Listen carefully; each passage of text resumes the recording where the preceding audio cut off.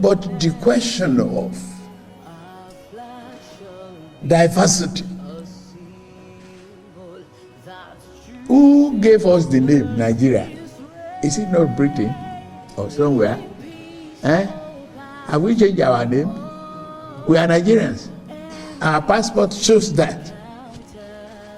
As long as we are Nigerians and one family, we remain and protect our diversity and love one another as brothers and sisters. Hello, everybody. Once again, this is Fred Wankwa coming to you from our studios in Chicago with another edition of Bold Talk on Allen TV. And as usual, I like to say good morning, good afternoon, and good evening to you, depending on where you are around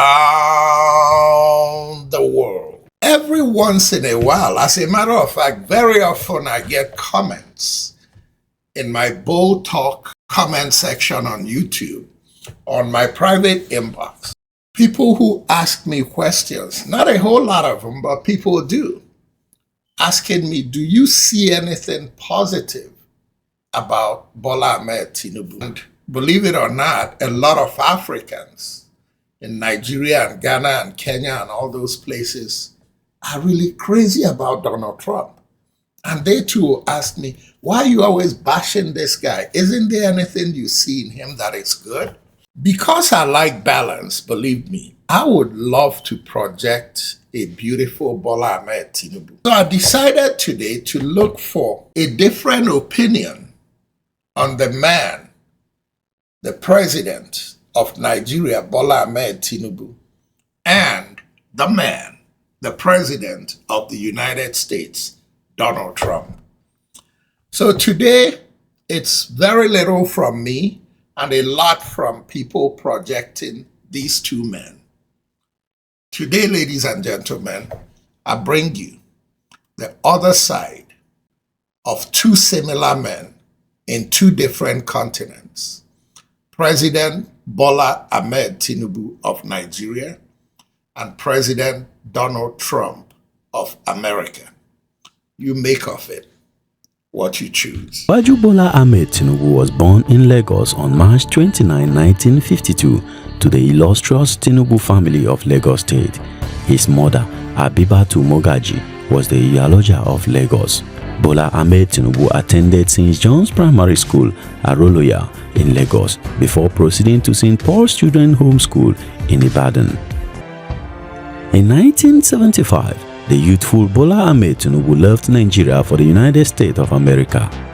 Like many young Nigerian intellectuals of the time, he went in search of the proverbial golden fleece with a heart that was brimming with unrelenting determination to achieve his visions. On his arrival in the United States in 1975, and with the support of an ever-adoring and loving mother, this courageous young Nigerian, faced with an unflinching desire to succeed, took on such menial jobs as dishwashing, night guard, and cab driving.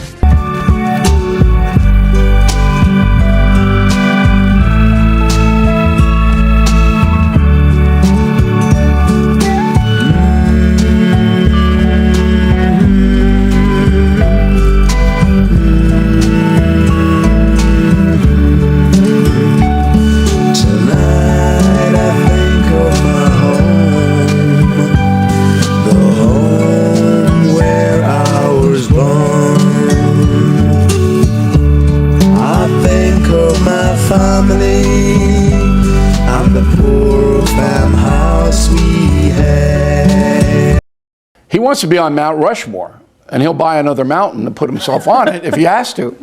What has to happen for him to earn the legacy that he wants? He has to fulfill his campaign promises. He's got to stop the madness in immigration. He's got to provide a stimulant to raise wages for working class Americans. This is why he wants the tariffs. And he has to calm it all down overseas, which he succeeded in doing his first 4 years. So if he does those three things, he'll have a very successful second term. You seem optimistic. Nobody could have done what he did, taking the vitriol and hatred directing at him. Throughout history, no president except Abraham Lincoln took the hatred that he took. And Lincoln was killed because of it. And Trump was almost killed. Look, on the Muslim thing, what he did was he analyzed countries where there was absolutely no supervision about who was getting visas and passports. And he said, look, these countries aren't regulating anything. They got a big terrorist population. We're not taking anybody. Is that illogical after 9/11? In the Mexico thing, he goes, we can't absorb 14 million foreign nationals unsupervised. And our country is being invaded by millions and millions of unknown people, many of whom are entering for a very bad and sinister reason. Is that irrational?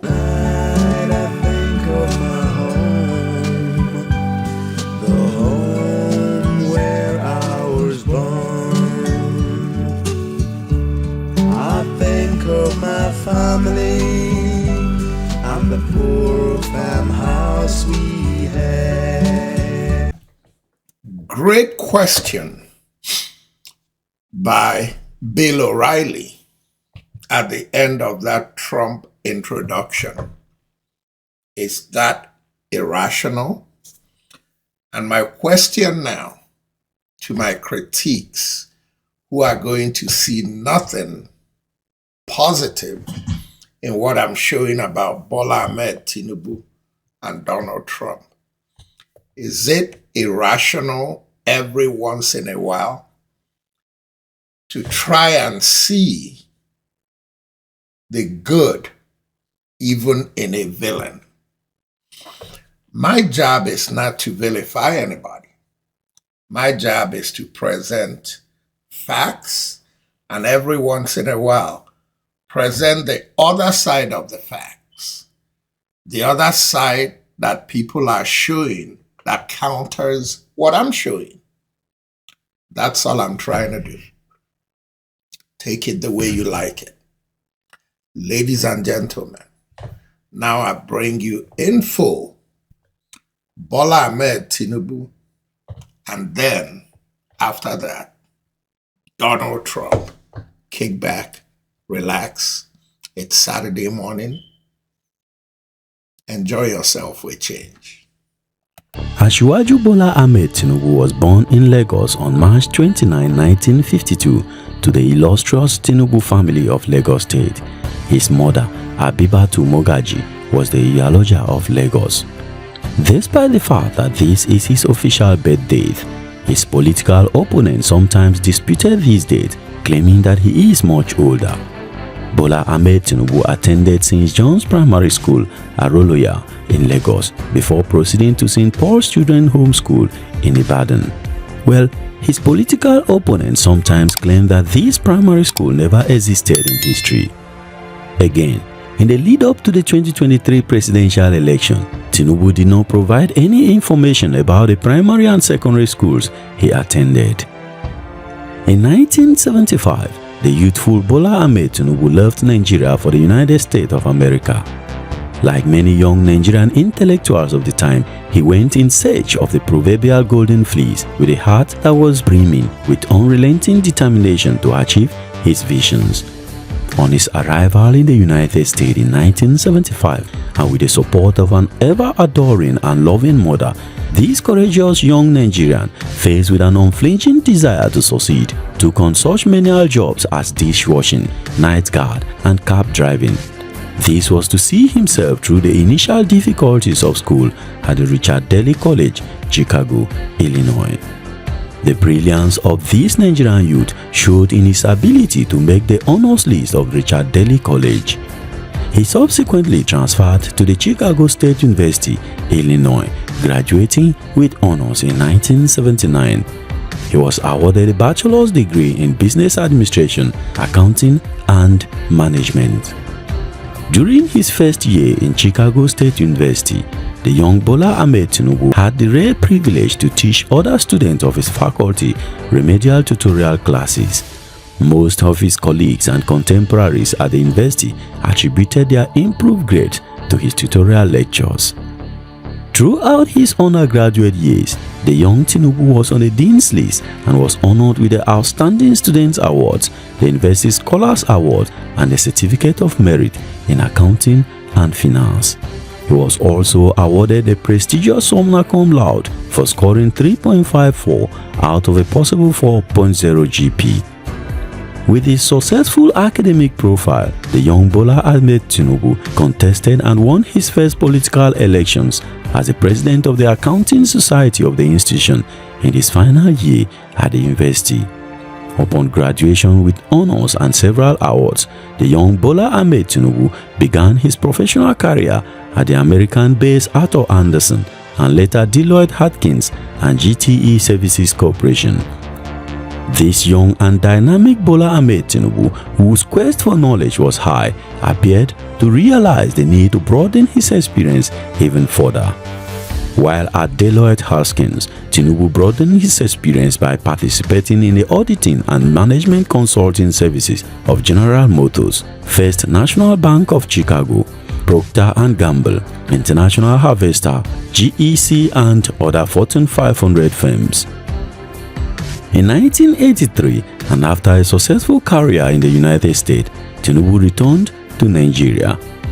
On his return to Nigeria, armed with his international experience in financial management, Tinubu joined Mobil Producing Nigeria as a senior auditor. He later became the company executive and retired as the company's treasurer. As a pragmatic, compassionate, and grassroots leader, Asiwaju Bola Ahmed Tinubu recognized community service as a powerful weapon for social progress. He never hesitated to help his community where possible. He was always at the forefront, organizing various financial contributions and fundraising efforts for Lagos State community development programs.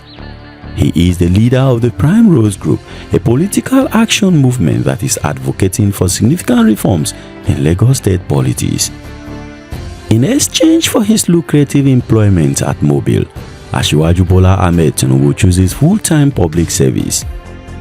As a founding member of the now defunct Social Democratic Party (SDP), he made his first venture into active politics. In 1992, he was elected to the Senate of the Federal Republic of Nigeria to represent the Lagos West Senatorial District. He distinguished himself in the National Assembly as the chairman of the Senate Committee on Banking, Finance, Appropriation and Currency, a key committee in the Senate. With the annulment of the June 12, 1993 Nigerian presidential election and the subsequent militarization of Nigerian politics, Asiwaju Bola Ahmed Tinubu became a founding member of the well-known pro-democracy group, the National Democratic Coalition, NADECO, which for several years fought the military for Nigeria's soul. NADECO mobilized support for the restoration of democracy and recognition of Moshood Abiola as winner of the June 12 election. As a result of several arrests and detention, harassment and continual threat to his life, Tinubu had to leave Nigeria for his personal safety. He, however, did not give up the struggle but joined NADECO in Ezar to continue the campaign for the restoration of democratic governance in the country. Asiwaju Bola Ahmed Tinubu returned to Nigeria in 1998 in response to a call for all Nigerians to participate in national reconciliation and development. A year later, in 1999, he began his two-term tenure as the elected executive governor of Lagos State on the platform of the Alliance for Democracy, AD.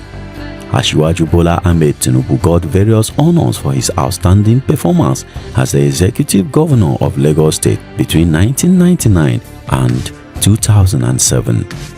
Some of these awards include the Nigerian-Belgian Chamber of Commerce named him the best governor in Nigeria in the year 2000.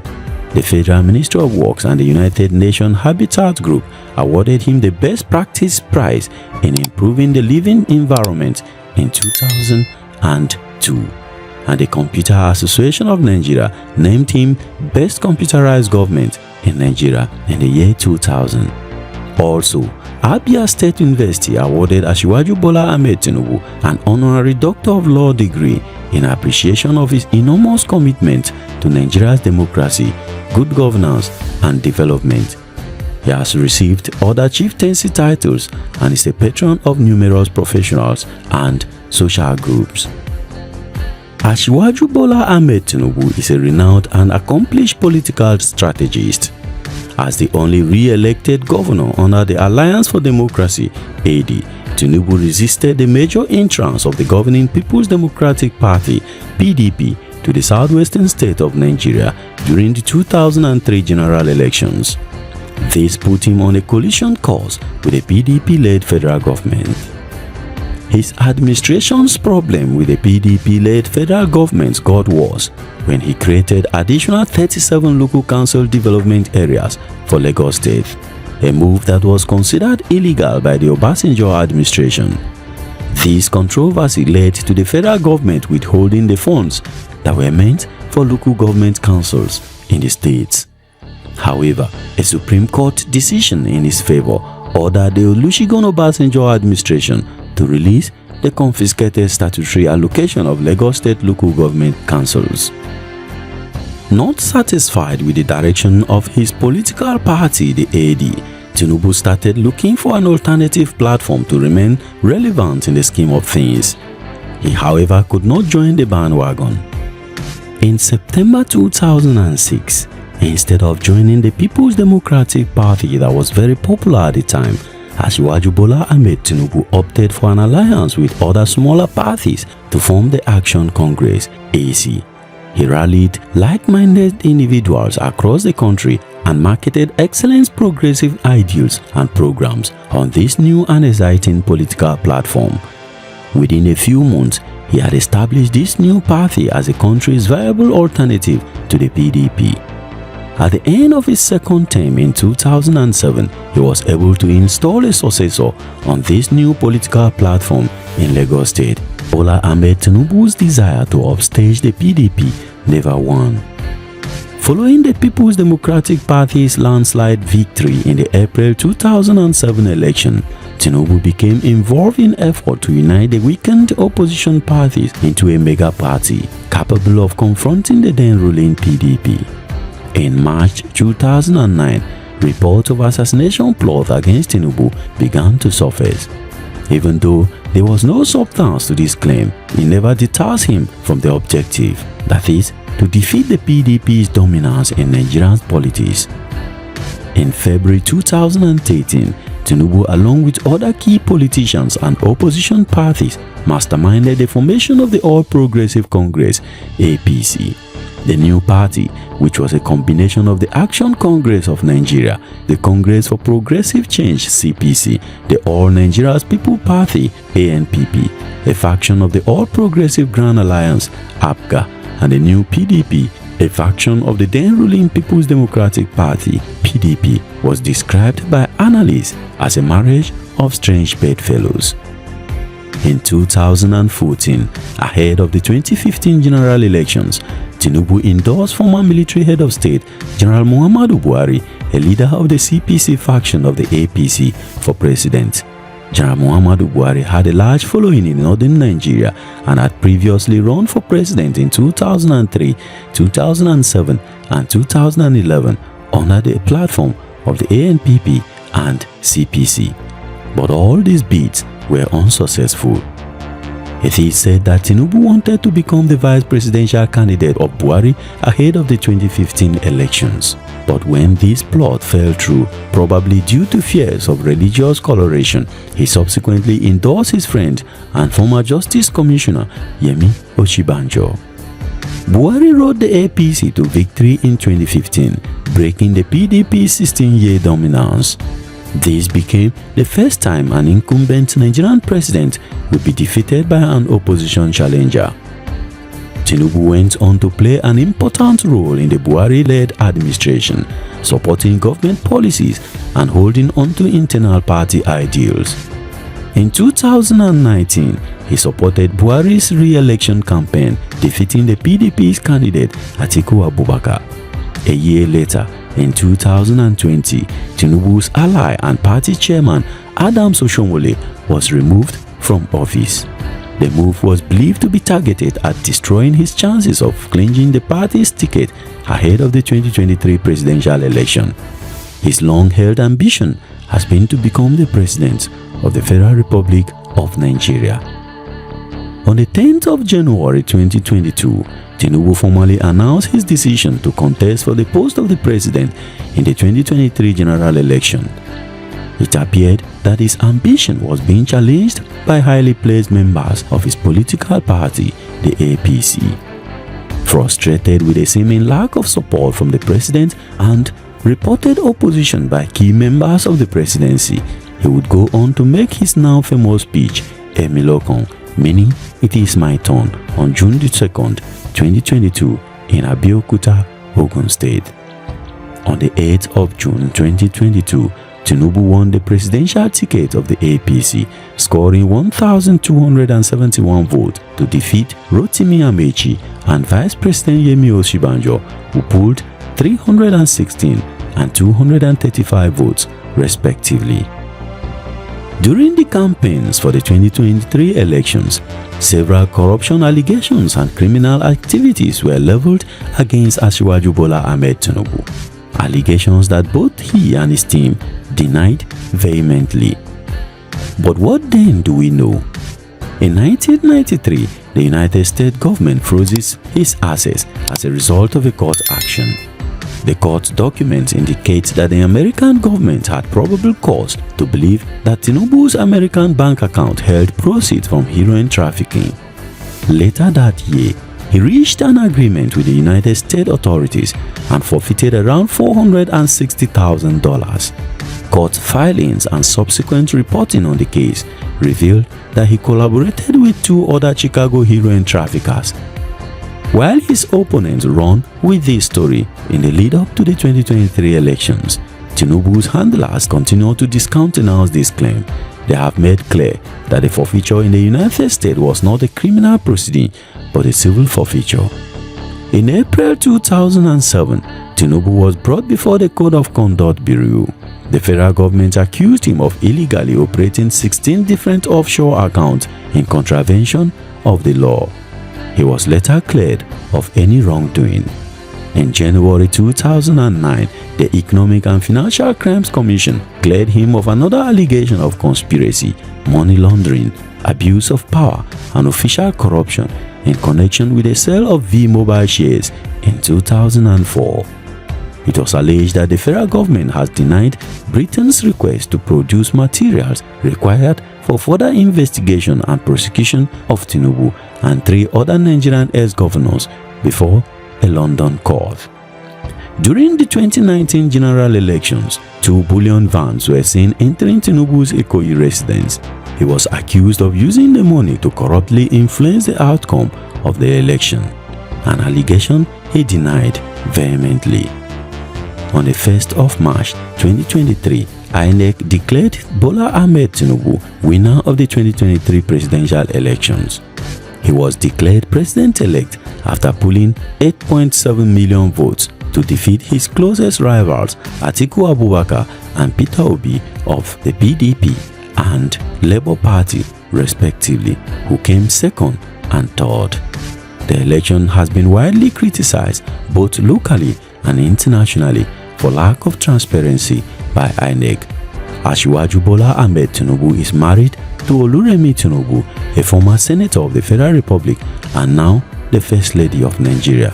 The union is blessed with 3 children, Zainab Abisola Tinubu, Habibat Tinubu, and Olayinka Tinubu. However, Tinubu fathered 3 other children from previous relationships. Tinubu is commonly referred to as the Asiwaju of Lagos or the Jagaban of Bogu.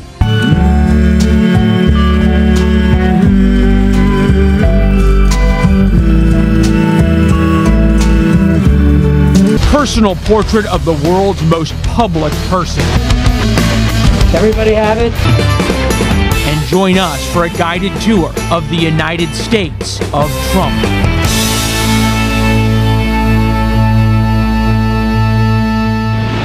You were with Trump at Mar-a-Lago as he prepared to take office for the second time. How was that different than the Donald Trump you saw before he was prepared to take office the first time? Okay.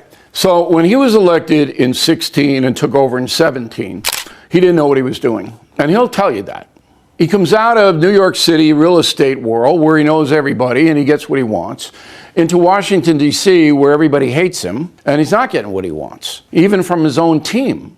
And he's not quite sure about who's good and who's bad. So the first year was chaos. Now, 8 years later, he knows. And when I was in the meeting with him in early January, it was an unbelievable window. Donald Trump was as clear and as authoritative as I have ever seen him in 35 years of knowing the man. All right, Bill. Describe Donald Trump for me. Primarily, he's a man who lives to win. He is the most competitive person I have ever encountered.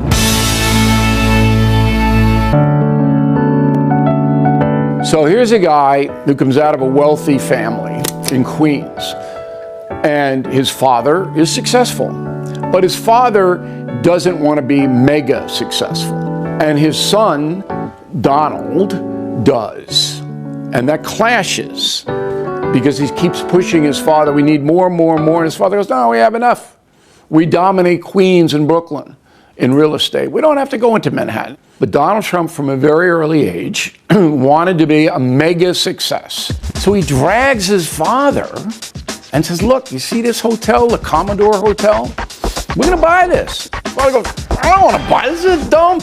Okay, Trump goes, no, I'm going to get it. That starts it. Buys it, turns it into a big success as a Hyatt, okay? And then, boom. Donald Trump, he wanted to go big time.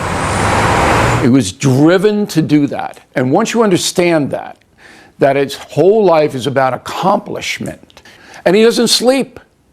He doesn't sleep because he has stuff to do. You said this. One thing has been a constant in Donald Trump's world. He never admits he's wrong, and he never says, I'm sorry. Don Jr., his son, very loyal to him, said, I have never in my entire life heard my father admit to a mistake. Is that dangerous, though, for a guy who has the nuclear codes? No. Always escalate to de-escalate? That's just ridiculous. If you look at Trump's first term, he was adverse to aggressive military action across the board.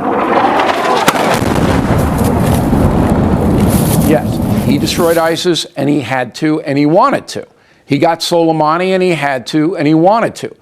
But committing American forces and all that, Trump is smart enough to know that is never going to work again in this world. You think about the moment of Donald Trump seething as Obama roasts him and humiliates him on national television. I invited Trump to the Washington Correspondents' Dinner. Oh boy. He and I sat there. President Obama ripped Trump up like it was unbelievable.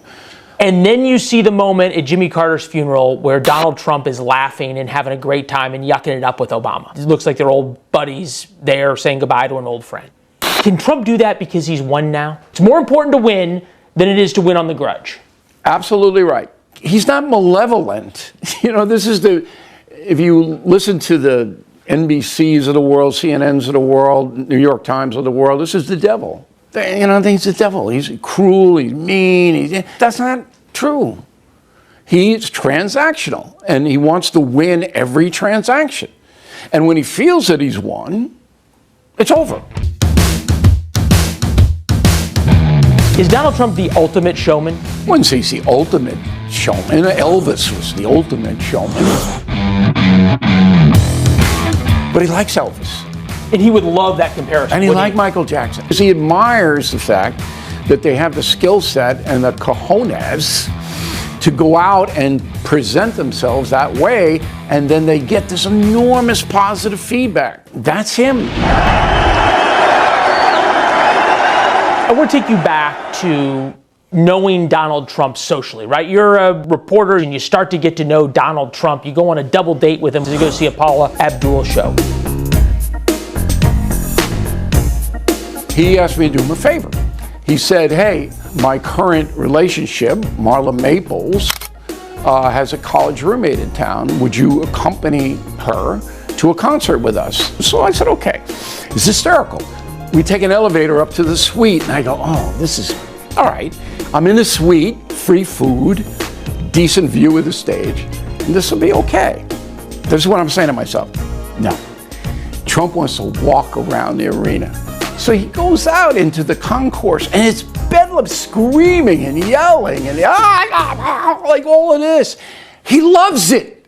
And that's when the light went off for me. I go, this guy wants to be a star. He loves it. He loves it.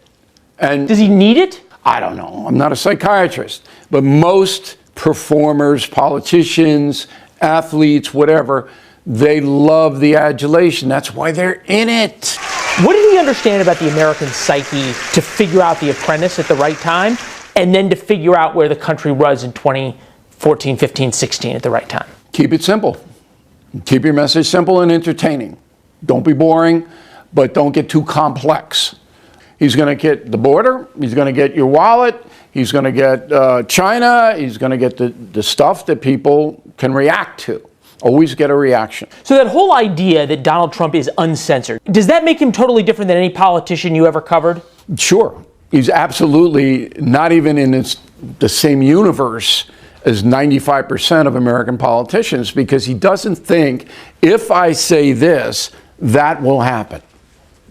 He goes, I'm going to say what I want, and I don't give a fig. How many politicians do that? None. And that's why he won in 16, because he got on that stage with all these other politicians. What were there, 11 of them? All right? And he's looking at him and he's going, you're boring, you're a liar. And these guys are going to go, what? Part of the Donald Trump act is the insult comedy, right? Sleepy Joe, Crooked Hillary, Pocahontas for Elizabeth Warren. You're offending people? Is it because he's actually being mean? What is it? Well, I don't know if it's mean, but he certainly wants to rattle their cages, to lose a cliche. He wants to shake them. Not just his political opponents, but foreign leaders. The media? He's a provocateur. Everybody knows that. He likes to be a provocateur. Likes it. Because it's not boring. It's exciting. You are describing a man who sounds very similar when the cameras are on as when the cameras are off. He feels he has to entertain. American press people, they don't care to understand Donald Trump. They just want to put forth a caricature. Trump feels that he has to entertain his audience, as well as put forth his point of view on various issues. So that's why he says all this wild stuff. I mean, the guy's the most famous man in the world, most powerful man in the world. Think about that. Donald Trump loves the deal, right? That was the first book, The Art of the Deal. Is everything in politics to him a deal? Everything. What's the deal with Elon Musk? So you need to get friends and family to vote. Make sure they vote early. Oh, that's power. Donald Trump believes that Elon Musk is the most powerful civilian in the country because of X. And money. I don't think it's money so much. He controls a vehicle that reaches tens of millions of people, Musk does. And there's nobody telling Musk what to do. So Trump forms a partnership with Musk. Power, raw power. Decision Desk HQ can now project that former President Donald Trump will be our next president. Elections have winners and losers.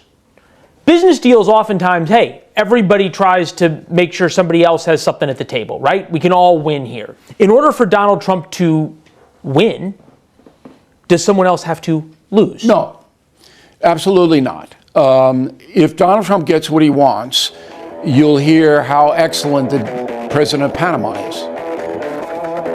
He's the greatest guy, that's what he does. Is there something remarkable about that, right? Because very few people have the mindset that they are willing to say nice things about people, even if they don't like that person, in order to get what they want. There's some pride that prevents that Donald Trump almost doesn't have. No, he doesn't care about that at all. As long as he wins, as long as he gets what he wants, then he'll say nice things about who's ever giving him what he wants. This is, I thought, an interesting point. At age 33, Donald Trump began construction on the 68-story Trump Tower on Fifth Avenue, helped by a $140 million tax abatement. If you're going to build a skyscraper on one of the most expensive pieces of land on the planet, it helps to have friends in high places before concrete is poured. kind of sounds like a little bit of grease. There's a lot of that. There's a lot of that, and still is, in New York City. You want to get something done here, you better have the right connections. One of the interesting things I found out in the United States of Trump was how he dealt with the mob. And now, Trump didn't break the law, but he knew that the mob controlled the cement union workers and all this other stuff, and that if the mob didn't like you, and to this day that holds, they can sabotage your project. So he sat in a room with these guys. Is that any different than talking to Putin or Kim Jong-un? Is that kind of how Trump sees it? That's an excellent point you just made. He'll talk with anybody, Trump, if he can get what he wants out of them. He has no compunctions. He comes in, and the worst people on earth, and Putin is one of those, one of the worst people on earth, Trump's got a pretty good relationship with him. And you're going to see a deal in Ukraine, I believe, fairly quickly. The other way to look at that, right, is that Trump hates Biden and loathes Biden because Biden beat him and made Trump a loser. There's probably some truth to that. But in Biden's case, it's personal. He thinks Biden's weak, not honest, and he doesn't have any use for him at all. Trump did not go to his inauguration, Biden's inauguration. And to Biden's credit, he is going to Trump's inauguration. And that is to Biden's credit. Up next, what impresses Bill the most about Donald Trump? Take a look at what happened. How about the simple fact that he's still standing? Donald Trump, the survivor, when the United States of Trump continues.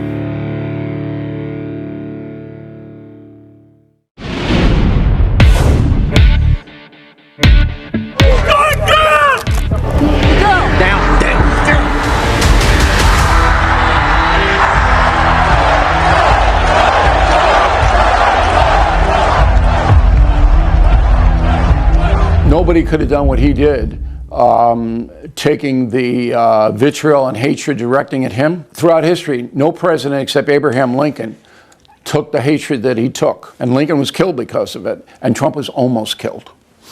Okay? So you got to be strong to continue that way. Most people would have folded. He's a strong guy. Whether you like him or not, you can't deny that. So Trump does not live in an introspective world. This is one of the most important points I want to make on this show. He's not an introspective man. He doesn't journal. He doesn't meditate. He doesn't regret. He lives in the moment. So the moment is bad, but the next moment he's going to make it good. Donald Trump has an innate ability to survive. Was there ever a time that you talked to Donald Trump that you thought, he may just decide this isn't worth it? No. How did we get from there and that moment to January 20th, 2025? So Joe Biden, awful. Now we learned that his team deceived everybody, but the guy was doddering from the very beginning. That helped Trump dramatically. When Trump waxed him on the debate in last June, it was a shock. Then they replaced Biden with an extremely weak candidate with no frame of reference, Kamala Harris. I accept your nomination. Now, can you imagine me interviewing Kamala Harris about complicated issues?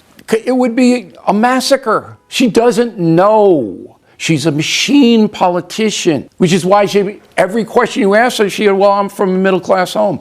I grew up in a middle-class household. Hey, lady, we got it. Okay? So you're setting up right now that Donald Trump won because his opposition was weak and unfocused. He's beat the Bushes, the Clintons, the Obamas, the Cheneys, Biden, Harris, the media, the Republican establishment, the Washington establishment, Hollywood academia, the Biden Justice Department. Staggering rundown of the people he's defeated. Who does he see as his next enemy? That'll be Iran. Those mullahs are in big trouble. Big trouble. Bring them home now! So the inauguration of Donald Trump the second time around is going to be an amazing historical event. Greatest political comeback in American history. Never before has a president overcome more obstacles than Donald Trump. And some of those obstacles were self-imposed, but never before has a man overcome as much as Trump has overcome. Make America great again? Mm-hmm. What period of time is he referring to when America was great and we must restore it? Leave it to Beaver time. Leave it to Beaver. Loves the 50s, loves Dwight Eisenhower, traditional America, victors in World War II, expansion. Trump likes that era, all right? I like it. And those of us who were brought up in that era, it was fairly calm. And the United States was coming off the big win against Japan and Germany. Well, he has a view of the world and a view of the country. What is it? It's the country is the strongest and the best in the world, number one. Strongest, best. Number two, it should be run in a traditional way. Number three is he believes that the American dominance is a positive for the world. That's how he sees it. That's values, not politics. How has Donald Trump, the billionaire, developer, jet setter, sports team owner, Mar-a-Lago owning, golfing tycoon, convinced the folks, as you would call them, that he's with them? Because his tastes mirror theirs. So he really does like McDonald's. But he has what they cliche calls the common touch, which is why he went into the McDonald's. I made it myself. You're the man. Make America great. Thank you, man. Thank you. You've watched Donald Trump morph from being a New York Democrat to being a MAGA Republican. Has Donald Trump's views morphed, or has just the political landscape in America morphed and he picked up on that? Parties don't mean anything to him. He can't give you the history. Does policy mean anything to him? Policy means something, but Donald Trump can't give you the history of the Republican Party. Doesn't care. Doesn't mean anything. They back him. But is he going, that Republican Party, Lincoln did a good job of really molding it? That? So when he was in New York building his fortune, everybody was a Democrat, so he was a Democrat. Simple as that. And then when he went into politics, he didn't like the welfare and the massive spending and the woke stuff. He doesn't like that. So he becomes a Republican. So if we think about how he won, right? The famous ad, Kamala Harris is for they, them, Donald Trump is for you. Right. Is that why he won? He won because of money. Donald Trump won the election because Americans are suffering when they buy food and fuel and insurance and on and on and on and on. And they trust Trump to get that under control because it was under control in his first term. It's a simple equation. People vote their wallets. They always have in this country, and they always will. He has a mandate now. Is part of that mandate uniting the country? No, and it's not a main concern of Donald Trump's, uniting the country. He thinks that the people who hate him are not worth uniting. He doesn't care. No. Does Trump want to help people who are marginalized? He wants to help all the people. Okay, he doesn't segment it out. So he doesn't divide based on an oppression matrix. It's not a tribal thing with him. He wants to please his MAGA base, and that's a tribe. He wants to please them. But he doesn't want to exclude anybody. But he feels that all of this mishmash of DEI and people getting hired on the basis of their skin color or lifestyle weakens the country. He firmly believes that. So he's against it. What has to happen for him to earn the legacy that he wants? He has to fulfill his campaign promises. He's got to stop the madness in immigration. He's got to provide a stimulant to raise wages for working class Americans. This is why he wants the tariff. And he has to calm it all down overseas, which he succeeded in doing his first 4 years. So if he does those three things, he'll have a very successful second term.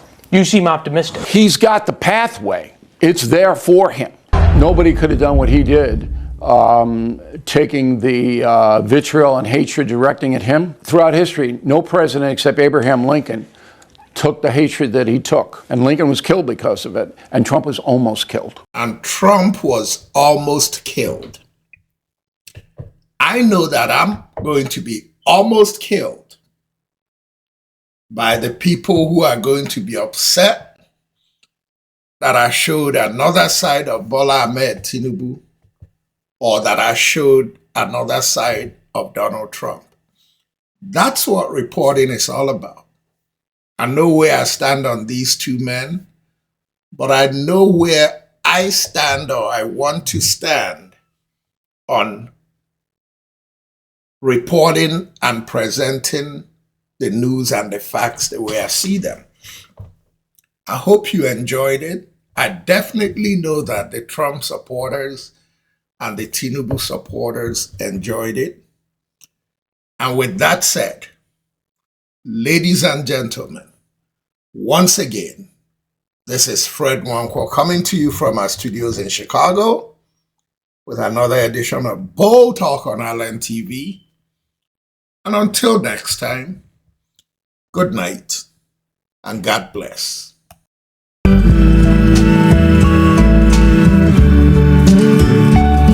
Tonight I think of my home, the home where I was born.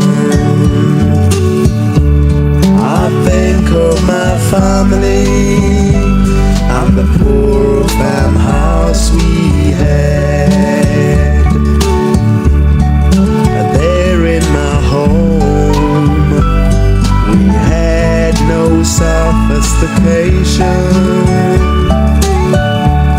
We had no timepiece, the cockcrow and the sun, all we had.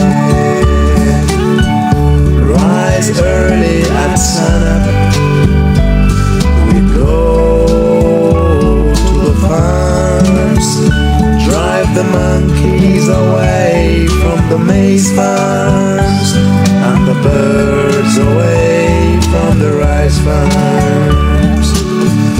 Come back home at sundown,